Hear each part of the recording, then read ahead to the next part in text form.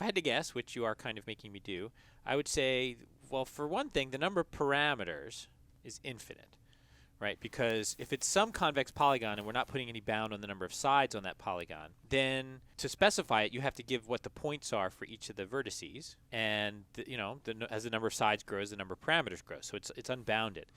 So it could be that the VC dimension is going to end up being unbounded. But they do seem, in the limit, they turn into circles, and circles ended up being a VC dimension of 3. So maybe it's 3. Maybe. So actually, you really sort of stumbled on the right answer there, or maybe not so stumbled onto the answer there. So in the limit, convex polygons become circles, right? So draw a circle for me. Okay, now let's sort of try to do this smartly. So put a point on the edge of the circle. Yeah, I like how you place that. So pretty clearly, you could come up with a convex polygon that puts that either in or outside of it, right? Because, there's only one point. That's pretty easy. Yeah, and the circle is kind of irrelevant. Yeah, the circle's kind of irrelevant, but it's going to be a part of my little trick. So put another point on the circle somewhere. And in the same way that we've been doing it before with lines, you can put both of them inside a convex polygon or outside. You can do all the labels. I think that's pretty easy to see. Now try 3. So the first thing I want you to notice, Michael, is that if I look at those 3 points and I connected them together, what do I get? Oh, a triangle. I get a triangle, which, by the way, is starts with a C. A shape that has the number of vertices equal to your favorite number. That's right. But it's also a kind of geometric shape. It starts with A. It starts with A? It starts with a C. Apoplectic.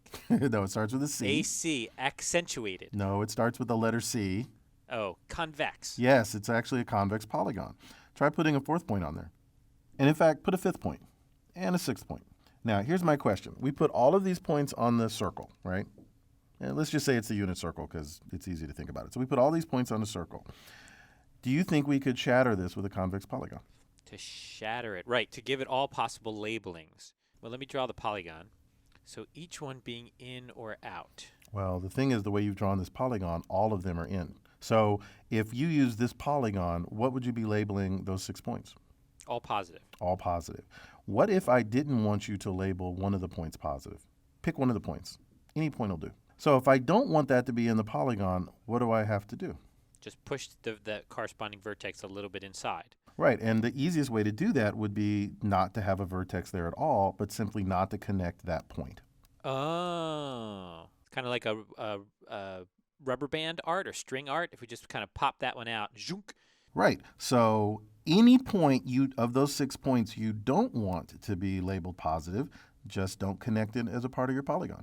I see. So for any given pattern or subset, which is what we need to be able to show that, when we're shattering, we need to show that no matter what the subset is, there's going to be some hypothesis that labels it appropriately.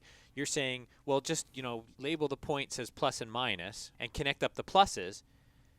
It's going to leave the minuses outside because they're going to be on the edge of the circle, and the pluses are all going to be in the polygon because they touch the edges of it. Yeah, because they are, in fact, the vertices. And in this case, you just think of the fact that if there's only 2 positive points, a line is a very, very simple convex polygon. And if there's 1 point, then a point is a very simple convex polygon. So the VC dimension is 6. No. So what happens if I had 7 points? Could I do it?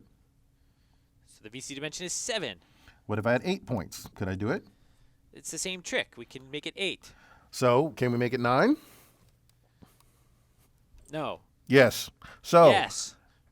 At what point can we stop? When we run out of tape for the recording. Exactly. So that means that the number of points that we can capture this way is in fact unbounded, which means the VC dimension is infinite. Nice example.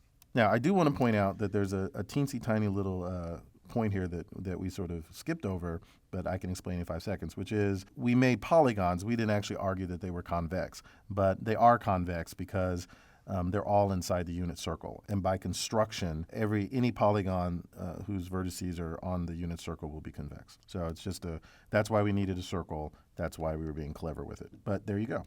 So we have a polygon that we can always draw that does the right thing, and because it's always subtended by a circle, it will be convex. So we have actually found a VC dimension that's infinite.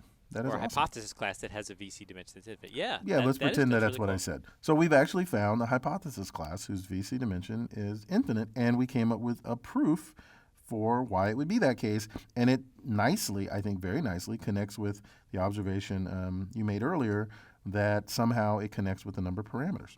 I think it's kind of cool. I mean, you end up with a circle not having a very good VC dimension, a very high VC dimension, but convex polygons, which somehow seem not to be as cool as circles, are in fact have infinite VC dimension.